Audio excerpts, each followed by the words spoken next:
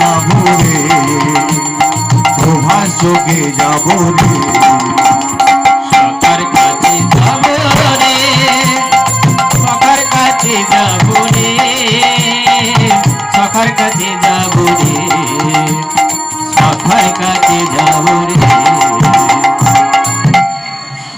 সখাদেরকে নিমন্ত্রণ করে এবার নারদ মনে মনে ভাবছেন রাধারানীকে নিমন্ত্রণ করতে মানা করেছে, কিন্তু দেখা করতে তো মানা করেনি।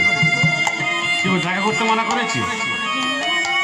তাই নারদ যাচ্ছে কি এমন সময় রাধারানী এবং তার সখীরা বলা বলি করছে, বধূ 100 বৎসর হয়ে গেল, কাল আসে বলে সেই যে গেল আর এলো না। সখীরা বলছে, এই রাধে তুই অত চিন্তা করছিস কেন? দেখবি তোর বধূ ঠিক ফিরে আসে। রাধারানী বলছে, আর কবে ফিরে আসে? এমন সময় নারদ গিয়ে দেখতে পেয়েছে, দেখতে পেয়ে রাধারানীকে বলছে, জানো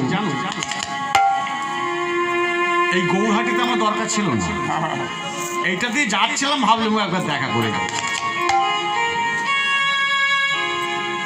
জানো রাধে, কৃষ্ণ দ্বারকায় যজ্ঞ করছে, প্রভাস যজ্ঞ। সেই যজ্ঞে স্বর্গ মর্ত্য পাতাল সর্বত্র নিমন্ত্রণ করতে বলেছে, শুধু তোমাকে বাদ দিয়ে। দেখুন, যার জন্য যজ্ঞ, রাধারানীকে বলছে তোমাকে বাদ দিয়ে সবাইকে নিমন্ত্রণ করতে হবে। কথাটা শুনে রাধারানী স্তম্ভিত হয়ে গেল, কিছুক্ষণ স্থির হয়ে তারপরে বলছে, নারদ তুমি কি বোকা গো, তুমি কি বোকা? নারদ বলছে, কেন? রাধারানী বলছে, আচ্ছা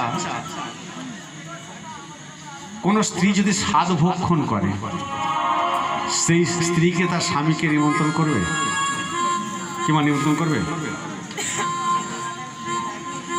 যদি কারো নাতির অন্নপ্রাশন হয়, তার ছেলে তার বাবাকে নিমন্ত্রণ করবে? অর্থাৎ আপনজনকে নিমন্ত্রণ করতে হয়। নারদ বলছে, নারদকে বলছে, রাধারানী বলছে, সে তো আমার আপনজন, আমাকে নিমন্ত্রণ করবে কেন? আমি না গেলে তো তার যোগ্যই সম্পূর্ণ।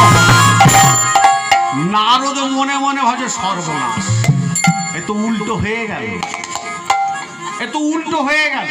ভাবলাম একটু রাধারানীকে রাগিয়ে দিয়ে যাব, এ তো উল্টো হয়ে গেল। বলে আমি না গেলে যোগ্যই তো হবে না।